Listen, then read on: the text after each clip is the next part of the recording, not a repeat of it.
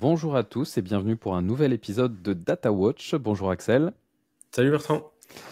Pour ceux qui découvrent Data Watch c'est un podcast où on va évoquer certaines nouvelles autour de la data engineering avec Axel. Si jamais nos profils vous intéressent un peu plus, je vous invite à aller sur nos profils LinkedIn qui seront en description de l'épisode. Donc sans plus tarder, sans prendre plus de temps, on va aborder les news data engineering. Axel, je te laisse commencer pour la première news. Je vais commencer par MongoDB, qui a annoncé l'acquisition de Voyage AI. Ouais. Donc c'est une entreprise qui à la base est spécialisée dans les modèles d'embedding et de re-ranking. Juste pour rappel, l'embedding, c'est vraiment le fait de transformer les données en vecteurs numériques, en fait, de transformer la donnée en quelque chose qui est plus compréhensible pour l'ordi. D'ailleurs, on va en reparler par la suite, parce je tease un peu, mais on a un article sur la vectorisation des données non structurées. Donc le but pour eux, c'est d'améliorer la récupération d'informations dans les applications et de rendre les résultats plus précis et plus pertinents. Cette acquisition-là, en fait, ça va leur permettre de renforcer leur positionnement dans la trend de l'IA, d'intégrer du coup leurs modèles, donc les modèles de Voyage AI, directement dans leur base de données. Parce que MongoDB, on le rappelle, c'est une base de données chez Malès qui est très populaire dans le monde du développement. Et donc, c'est dans cet objectif de rester dans le peloton de tête sur les investissements IA. Donc, je peux rappeler rapidement ce que c'est le fonctionnement de Voyage AI. Donc, comme on a dit, c'est un modèle d'embedding and re-ranking. Donc, les modèles sont performants, ils sont beaucoup utilisés notamment dans la communauté Hugging Face. Ouais. Donc, ça permet de transformer des données texte, images, vidéos en représentation vectorielle. Donc, ces vecteurs, ils améliorent la recherche en capturant mieux le sens des données, en les classant, et du coup en réduisant les erreurs, ce qu'on appelle un peu les hallucinations dans les applications d'IA. Donc il y a une recherche vectorielle automatisée dans MongoDB, Atlas. Ça intègre un service d'auto-embedding pour générer de manière optimisée, automatisée des vecteurs à partir des données stockées. Et ça simplifie la recherche d'informations complexes et ce qu'on appelle multimodal, donc texte, image, vidéo, sans nécessiter forcément des ingénieurs spécialisés dans ces sujets-là. Ok. Donc ça rend plus accessible ces modèles et ces cas d'usage. Ok. Et donc il y a une intégration en 3 phases. Les modèles, ils sont disponibles via leur API ou via des cloud providers comme AWS ou Azure. Il y a l'intégration directe dans MongoDB avec des services automatisés pour l'archi vectorielle et le reclassement. Et il y a le développement des capacités plus avancées pour gérer des données multimodales et introduire les modèles via des prompts simplifiés. Ok. Donc voilà. Donc à la base, Voyage AI, c'était pour préparer ses voyages. Donc pour automatiser toute la préparation qui peut être un peu stressante, on va dire. Et eux, ils vont transposer leur modèle spécialisé dans la préparation de voyage, dans la finance, le droit, le coding, le développement. Donc voilà, ils vont élargir les domaines de compétences. D'accord. Voilà pour MongoDB. Ok. Moi, j'ai une deuxième news, c'est le fait qu'on peut utiliser des modèles LLM open source sur BigQuery ML. L'article, c'est qu'on peut mettre les modèles directement sur Vertex AI, qui est un service de GCP, justement pour déployer des modèles, par exemple, de LLM. Comme un hub. Ouais, c'est ça, exactement. On peut utiliser les modèles qui sont aussi hébergés sur Hugging Face. Ouais.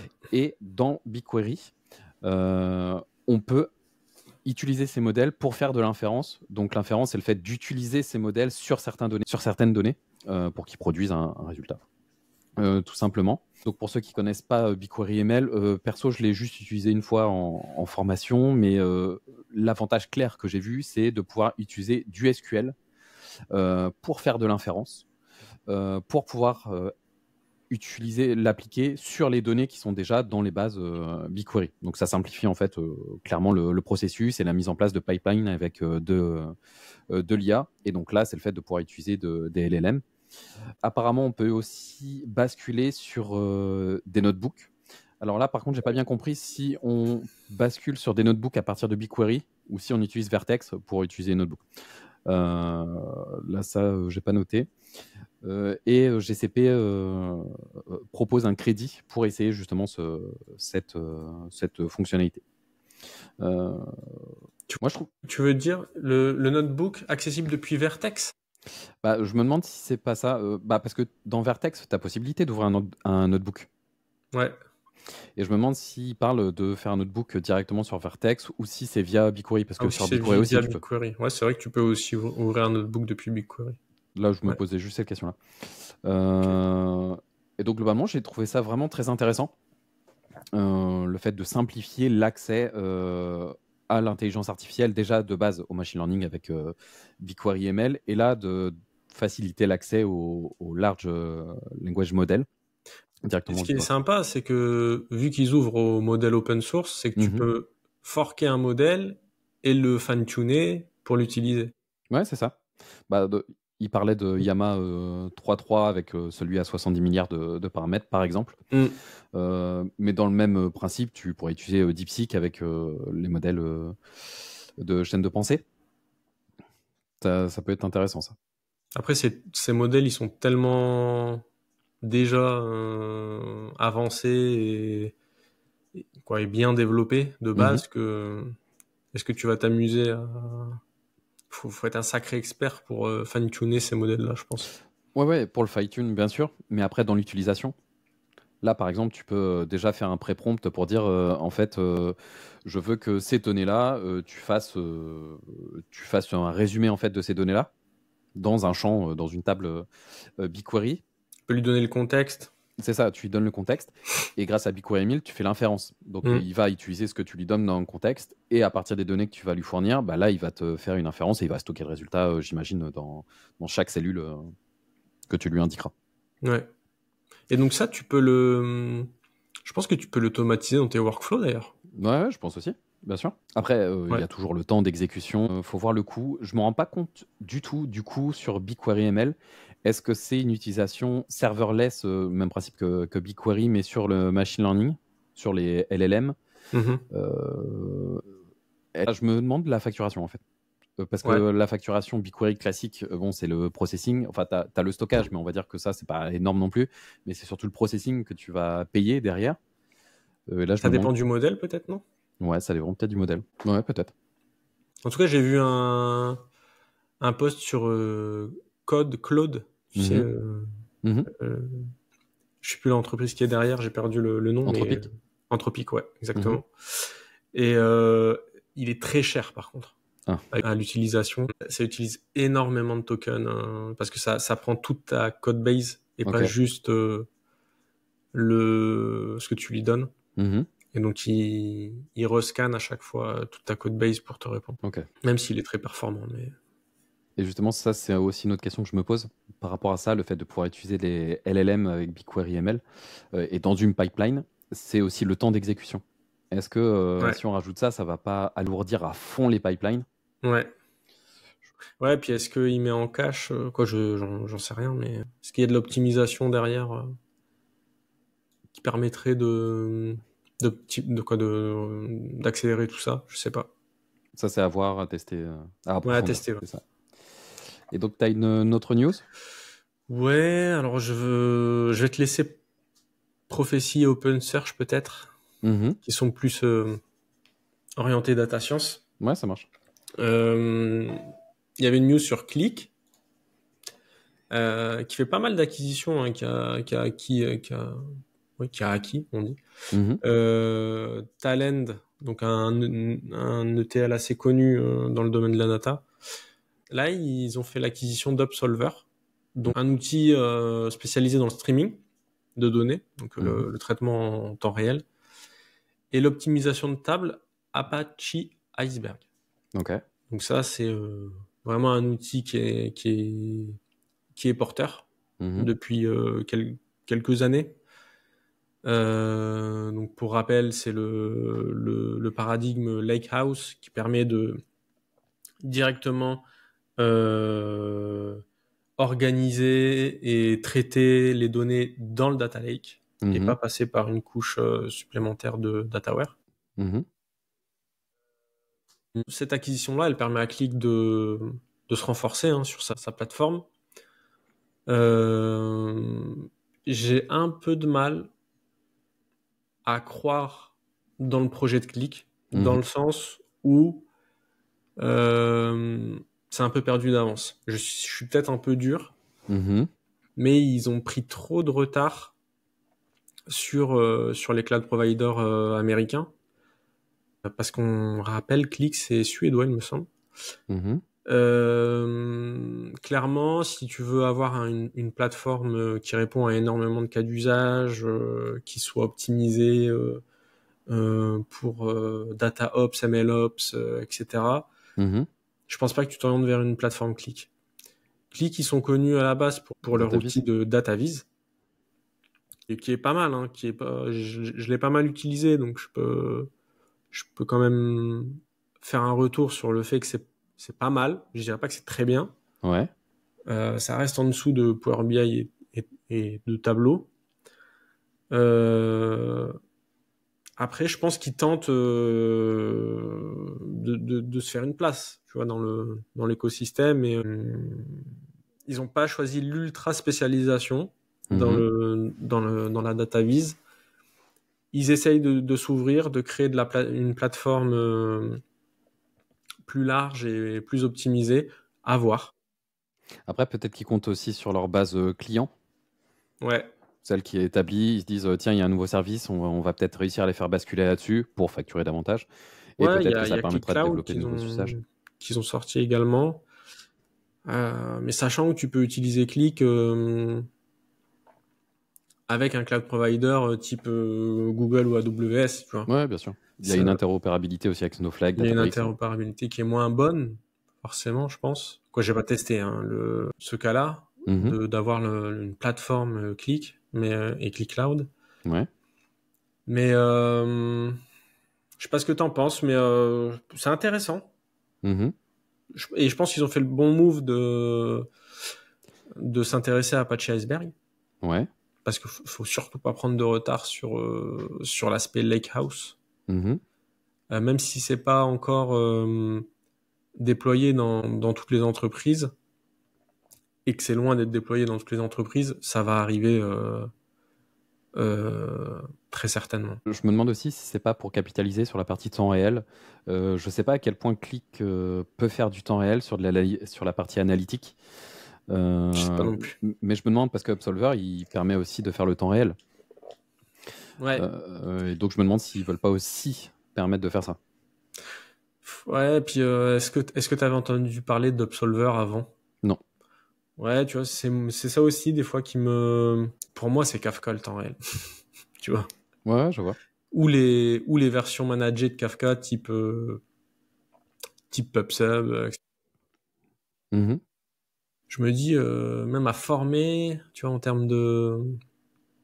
Parce qu'il faut pas oublier qu'à chaque fois que tu fais un choix, derrière, il faut les gens qui savent utiliser tes produits. Ouais. À voir. Ouais, bien sûr. Autre news, il y a la levée de fonds de Prophétie, que je connaissais pas non plus. Ils utilisent l'IA pour automatiser la partie traitement des données. J'ai pas noté plus de détails sur Prophétie. Mais là, en tout cas, la news, c'est le fait qu'ils lèvent 47 millions pour justement accélérer sur la partie data intégration. Sur l'article, ils citent qu'il y a certaines entreprises comme HSBC, qui rejoint en fait l'entreprise en investisseur.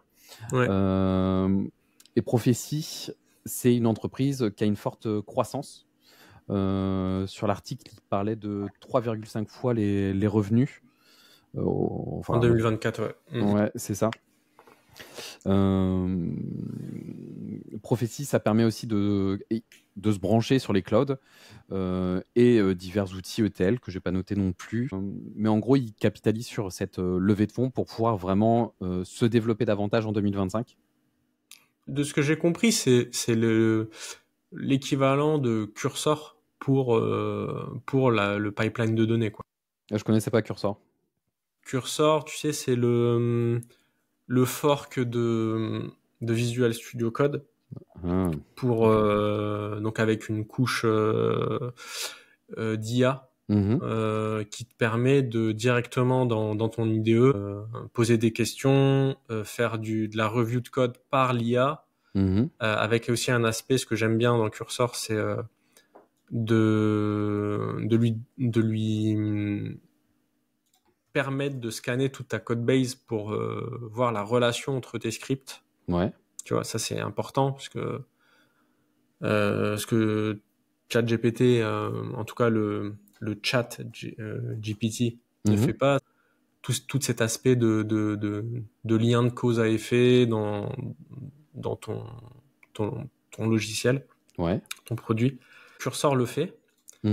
Et Prophecy, par contre, Cursor est pas bon dans tout ce qui est ETL, les processus d'extraction, de transformation, de chargement de données. Tu sens qu'il est pas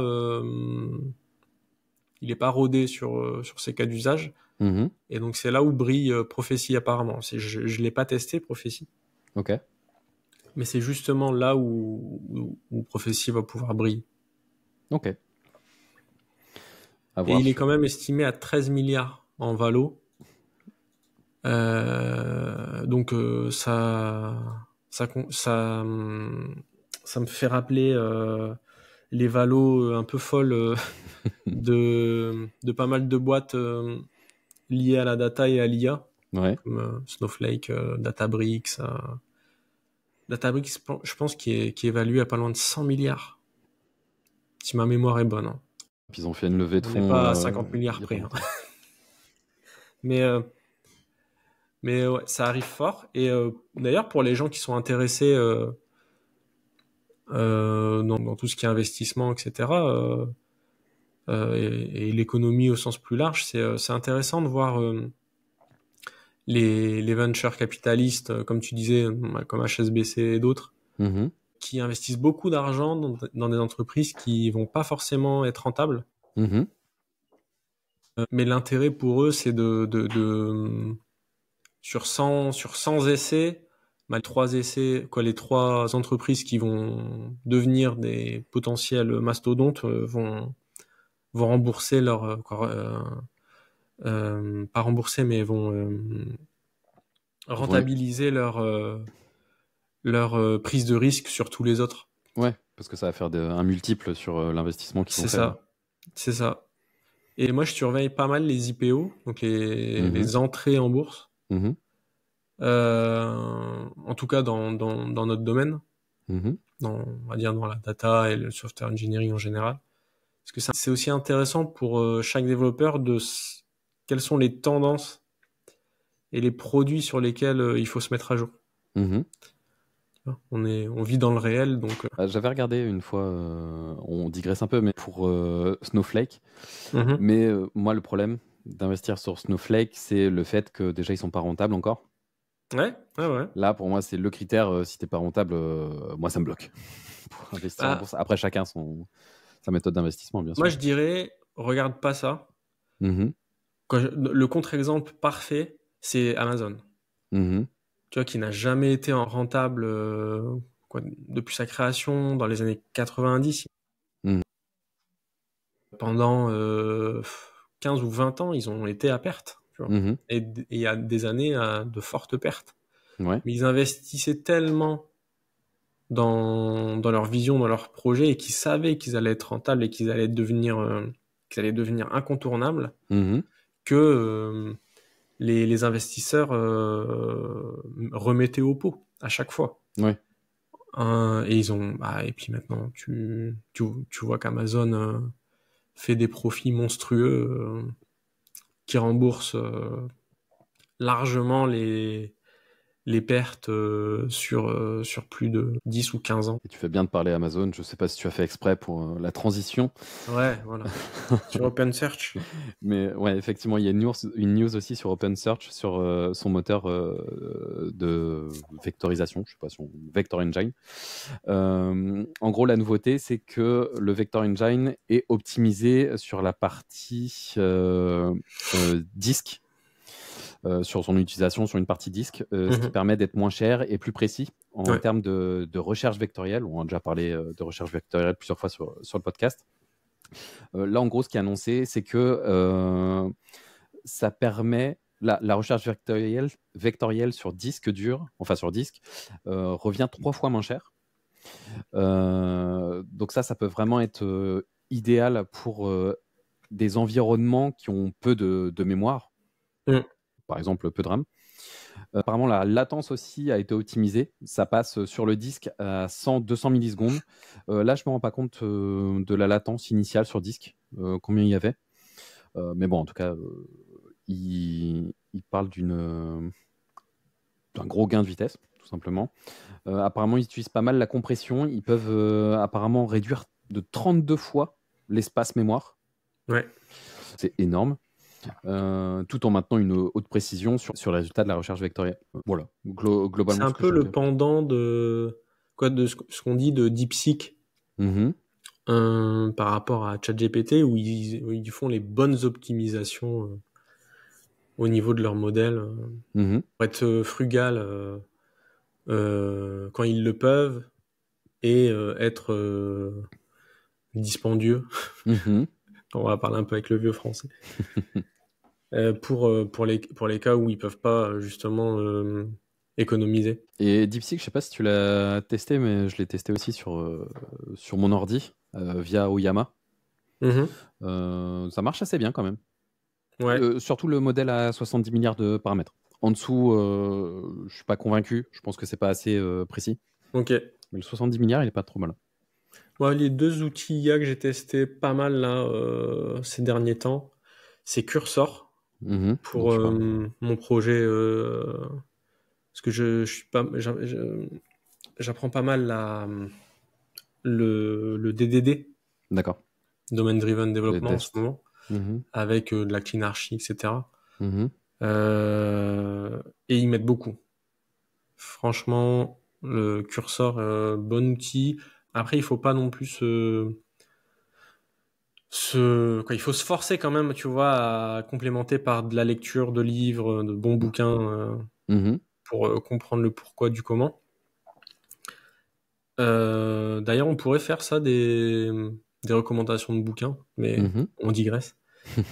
Et l'autre outil que j'utilise pas mal, ça remplace complètement Google, c'est Perplexity. J'aime bien aussi Perplexity. Ouais, je le trouve vraiment bien parce qu'il est à jour. Gratuites. Il est à jour. Et c'est ça que t'as pas, par exemple, dans ChatGPT ou Claude. Sur ChatGPT, t'as Deep Search aussi, qui est sorti il y a pas très longtemps. Ouais, c'est vrai. Mais d'ailleurs, dans Perplexity aussi, t'as plusieurs options, notamment l'option... Ah non, c'est Deep Research. Ouais. Où là, du coup, tu peux quand il fait une recherche plus approfondie pour la question que tu lui poses. T'en as le droit à 5 par jour pour la version gratuite. Et tu peux aussi demander le DeepSeek R1. Mais je pense c'est que pour aux États-Unis, pour les clients américains, je pense. Moi, j'ai pas vu ça. Pourtant, j'utilise la version pro et j'ai pas vu de choix de modèle. Ah ouais, t'as pas le Reasoning with R1? Je crois pas. Attends, je vais le lancer peux aussi prendre O3 mini. Si. J'ai automatique, pro, Deep Research, raisonnement avec R1, raisonnement avec O3 mini. Ouais, voilà, c'est ça. Ouais. Exactement. Et donc, ouais, Perplexity, il met un peu à l'amende Google, qui a pas su sortir leur outil d'IA pour la recherche classique. Ouais. C'est tout pour les news, je pense. Déjà pas mal. Ouais, pour les news, c'est nickel. Et donc, tu vas nous présenter une astuce en Python. Ah oui, c'est vrai. J'allais passer sur l'article, mais effectivement. Je n'oublie pas. Tu me rappelles. En plus, c'est intéressant l'astuce que tu vas partager parce que c'était vraiment un truc, enfin une fonctionnalité que Ah, je ça, je connaissais pas du tout. l'utilise pas mal. Ok. Pour le coup, c'est une astuce Python qui s'appelle l'opérateur Walrus. Ouais. Donc l'opérateur Walrus, c'est ça. C'est l'opérateur qui est composé de 2 points égaux. Mhm. Et ça permet de faire 2 choses en même temps. Donc ça va d'abord vérifier une vérification Mhm. et une attribution. Mhm. Donc par exemple, ici, j'ai une liste avec 3 éléments. Ouais. Et dans mon if, on a n, donc où j'utilise l'opérateur Walrus. La Mhm. longueur de la liste est supérieure à 3, donc strictement supérieure. Mhm. Et là, on voit que dans ma liste, j'en ai 3, donc c'est pas strictement supérieur à 3. Ouais. Et donc, je fais un print. La liste contient n éléments. Donc là, je vais exécuter le script. Et il va me dire, la liste ne contient pas assez d'éléments. Ok. Par contre, si j'utilise la ligne qui respecte la condition, donc strictement supérieur à 3, et on voit que là, j'en ai 5 dans ma liste, Mhm. alors la liste contient 5 éléments. Et donc, on voit bien que l'opérateur Walrus nous permet de vérifier la condition et d'attribuer, si la condition est vérifiée, n, la liste, la longueur de la liste. Ok. Donc de n éléments, et on voit 5 éléments. Et c'est vraiment que si ça respecte la condition énoncée qu'il y ait une attribution. Oui. Ok. Donc ton else, il ne le connaît pas, le n. C'est ça, sinon ça tombe en erreur. Et donc c'est vraiment pas mal parce que ça réduit pas mal la quantité de code qu'il faut écrire. Ah ouais, clairement, je vois bien. Ouais. Et le seul point négatif peut-être, c'est que c'est peut-être pas très utilisé Mhm. dans le monde du dev. Je sais pas dans les autres langages s'il y a un équivalent, honnêtement. Mais moi j'aime bien l'utiliser. Et donc moi je serais plutôt d'avis à l'utiliser, mais soit en le commentant, en mettant opérateur Walrus avec la doc, ou soit par les reviews, quoi, avec les collègues, dire qu'on utilise le Walrus et qu'après ça va être évident pour les autres, du bon sens, quoi. Et justement avec cet opérateur Walrus, ouais. Donc je vois bien le fait de ne pas avoir du coup à déclarer, enfin de faire une allocation, enfin initialisation de la variable dans le if. Ça te le fait directement avec la condition, là j'ai bien compris. Est-ce que dans ce cas-là, quand on a plusieurs, c'est clairement une alternative au switch case qui est dispo depuis 3.10 sur Python? Tu peux faire un elif pareil avec d'autres variables. Avec d'autres conditions. Oui. Ouais, tu peux les enchaîner. Il n'y a pas de problème. Tant que ça respecte la logique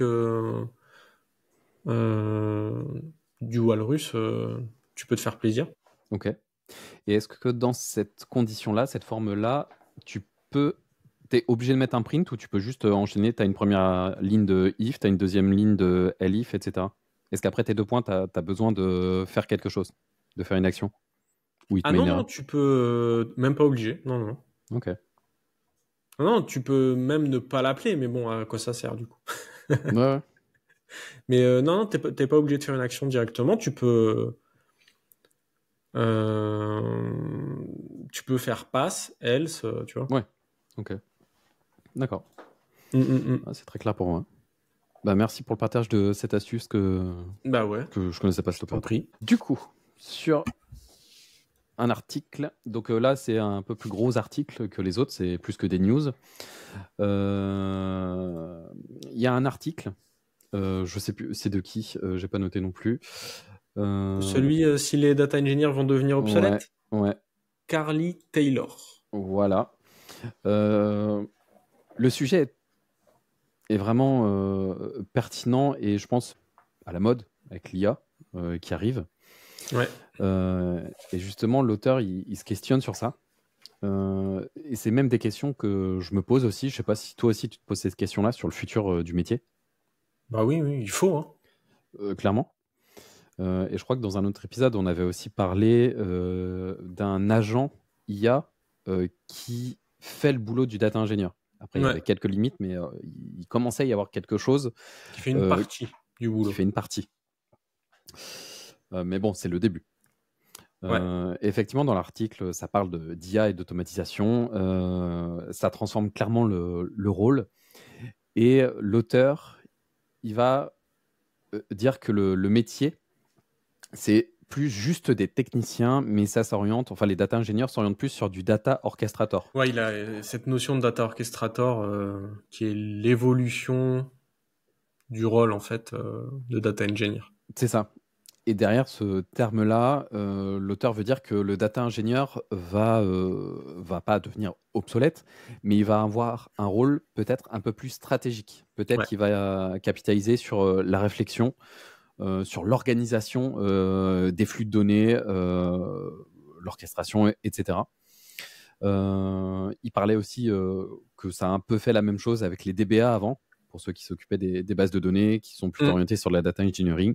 Là, il fait un peu le corollaire entre data engineer et data orchestrator. Et clairement, je pense que c'est exactement vers quoi va s'orienter le data engineering en parallèle de l'analytics engineer. Je me dis que ça peut être plusieurs voies possibles. Toi, t'en penses quoi, justement, de ça? Vu que la productivité d'un simple, c'est pas péjoratif, mais d'un simple data va fortement s'accroître, je pense on va demander au data engineer de faire plus de choses, et notamment d'élargir son périmètre, sa vision, avoir une approche plus globale dans l'entreprise. On aurait pu effectivement avoir que des purs techniciens. On va avoir des data engineers qui vont de plus en plus passer sur des questions d'architecture, de gouvernance, de gouvernance et je sais pas comment traduire, mais d'être business literate. Ok, de bien comprendre les enjeux métiers. Ouais, voilà. En entreprise, on ne demande jamais à un business. Quand je dis un business, c'est une personne. Une personne du business. On ne demande jamais à un business d'être technique literate. Ouais. C'est toujours l'inverse. Et ce qu'il faut bien comprendre, c'est que ce qui va tourner dans ton système d'information, c'est ce que l'architecte, le développeur ou le data engineer va comprendre. Et une fois que tu as compris ça, donc tu sais notamment, on a pas mal insisté par le passé avec la loi de Conway, etc. Ouais. Me pose pas de questions, sinon le podcast il va durer 2 heures. Mais c'est hyper important. Du coup, ça va laisser beaucoup plus de temps aux data engineers et aux développeurs. Hein. Là, on parle pour le data engineer, mais c'est valable pour tous les métiers de la tech, pour tous ceux qui dev. D'être plus business literate, de plus avoir le temps de parler avec les métiers, de se former aussi sur des outils plus récents, ou des bases qu'on avait peut-être pas bien assimilées. Et que, par exemple, moi, je sais que je dois m'améliorer dans tel ou tel champ de compétences. Ouais. Mais j'ai pas forcément le temps d'ouvrir un bouquin ou de faire un projet, tu vois. Donc ça, en fait, ça va permettre beaucoup de leviers d'amélioration. Que ça va créer beaucoup de leviers d'amélioration et d'élargissement de champ de compétences dans l'entreprise. Après, ce que j'arrive pas à dire, c'est est-ce que on va avoir besoin de moins de gens dans l'entreprise, ou est-ce que on va garder le même nombre de gens dans l'entreprise, mais avec une productivité 3 ou 4 fois supérieure? Ça, c'est la question. Tu vois, c'est un peu, tu vois, avec ce raisonnement-là, je fais un peu la comparaison avec la puissance de nos ordinateurs Mhm. ou de nos téléphones. Ouais.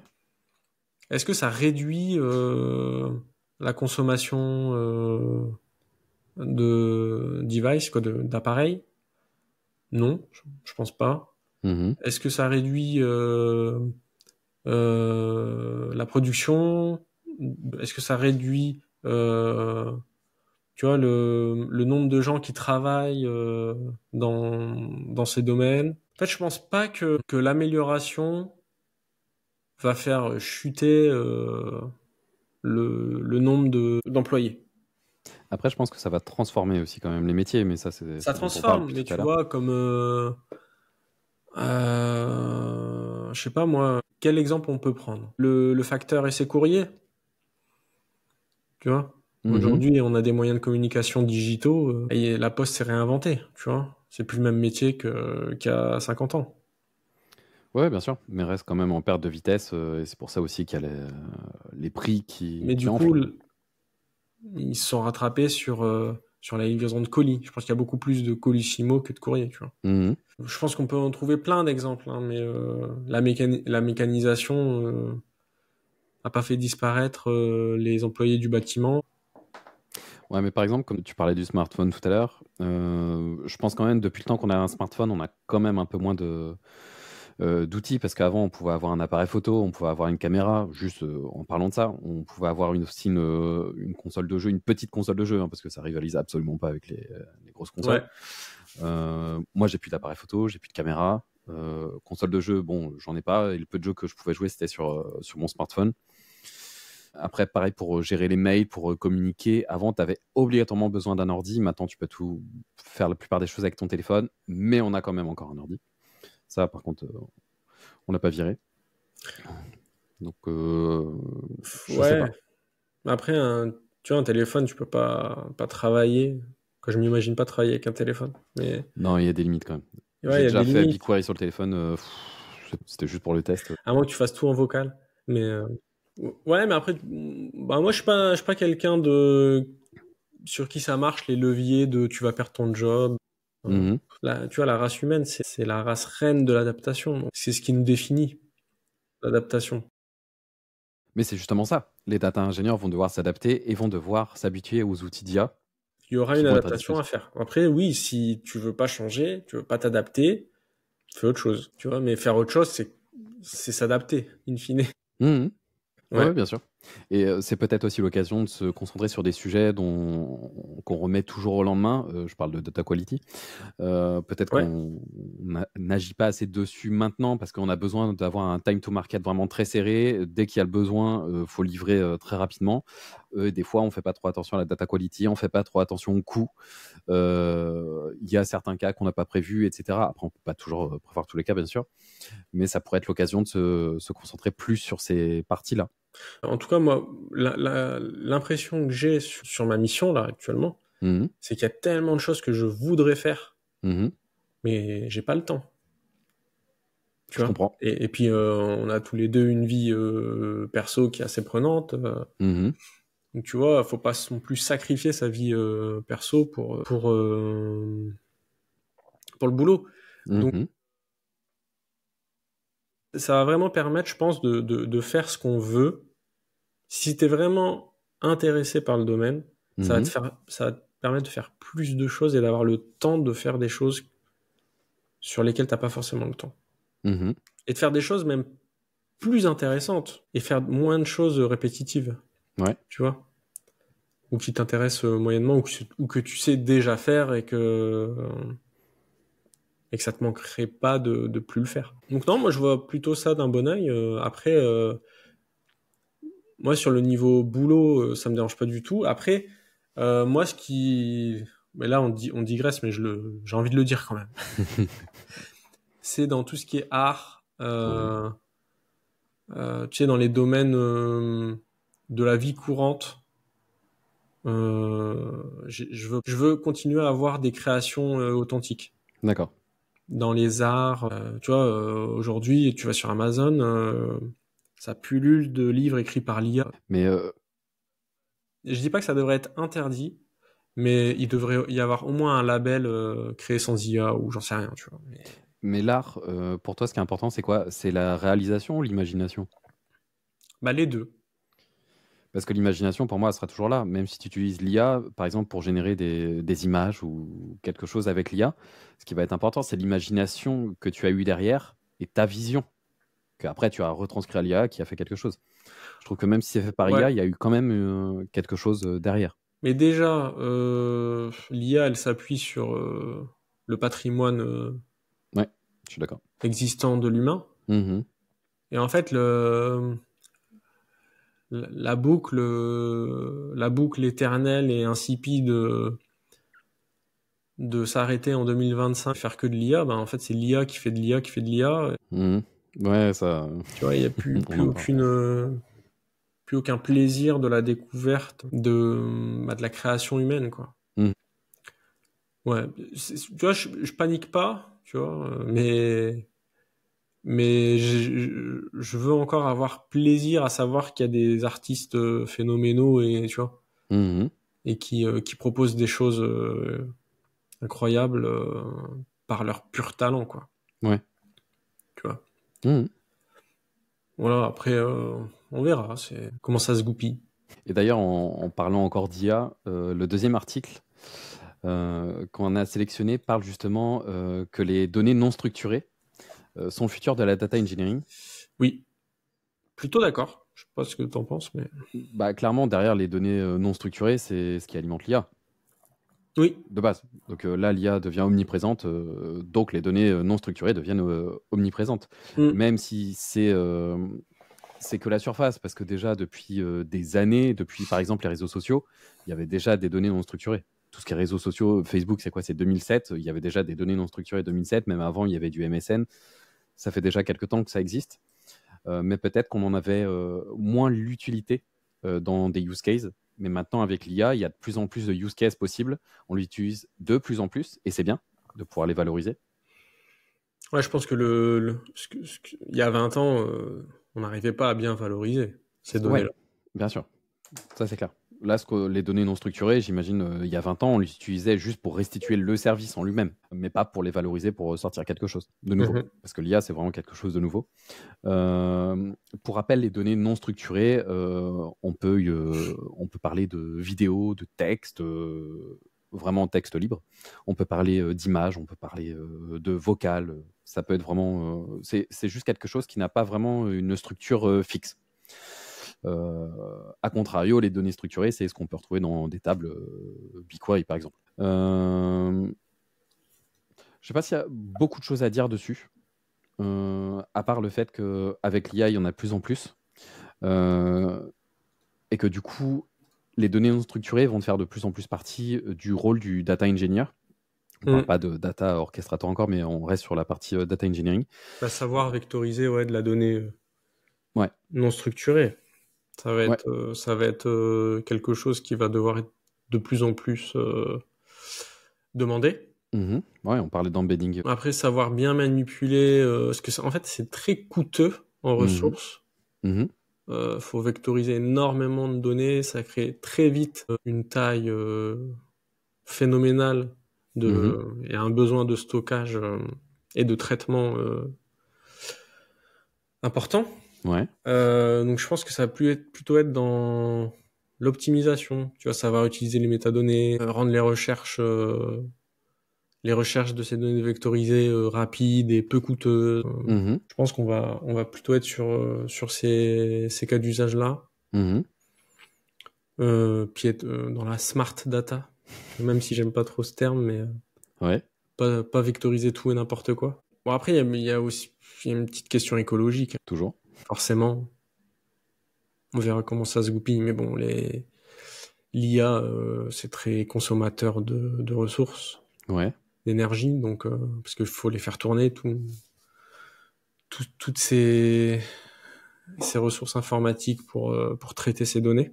Mhm. Mais oui, en termes dans la suite des événements, il faudra savoir manipuler ces données non structurées.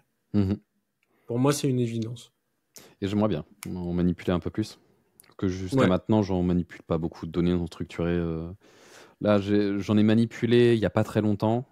Enfin, c'est plutôt des semi-structurés, on va Ouais. dire. Donc, c'est pas encore en non structuré. Mais je commence sur la partie semi-structurée. Donc, c'est un JSON, mais qui n'a pas un schéma fixe Ok. dedans. Après, je pense qu'aujourd'hui, à l'heure actuelle, c'est surtout dans les big tech Mhm. qu'ils ont ce cas d'usage-là. Ah bah oui. Potentiellement, OpenAI, c'est ça. ouais, potentiellement aussi dans tout le domaine de l'industrie, dans les voitures autonomes, tout ça. Ok. Mais potentiellement, en fait, quand le coût et la maîtrise de la technologie va baisser, de plus en plus de personnes, d'entreprises vont aborder ces sujets-là Mhm. pour des Bien cas sûr. d'usage qu'ils ont potentiellement Bah, chez parce eux, qu'il quoi. il peut y avoir plein de cas d'usage, même par exemple dans le retail, il peut y avoir un cas d'usage multiple, par exemple, avoir des caméras positionnées dans les rayons pour détecter automatiquement quand il y a une rupture de stock. Ça, il y en a peut-être qui l'ont déjà implémenté. J'en ai entendu qu'il y en a d'autres qui trouvaient ça trop cher et trop compliqué à mettre par rapport aux gains qu'il pouvait y avoir dessus. Mais ça, c'est de la donnée non structurée derrière. Il y a des magasins expérimentaux où par exemple Amazon Go, il y a Auchan aussi qui a mis ça en place, et Auchan Go, où tu rentres dans le magasin, tu rentres juste, tu scannes en fait ta carte, tu Mhm. rentres, tu te sers, tu sors, c'est tout. T'es débité, il n'y a aucune interaction, c'est très rapide. Il faut juste que tu saches ce que tu veux et après tu ressors. Tout est automatisé. Mais derrière, c'est des données non structurées. Donc il peut y avoir des cas d'usage, bien sûr. Ouais, je pense qu'il y en a énormément et quand la technologie va être maîtrisée et optimisée, Mhm. il y en aura de plus en plus. Ça va pas être que dans les big tech et les grosses industries. Mhm. Ouais, donc intéressant à voir aussi dans le futur sur ces sujets-là.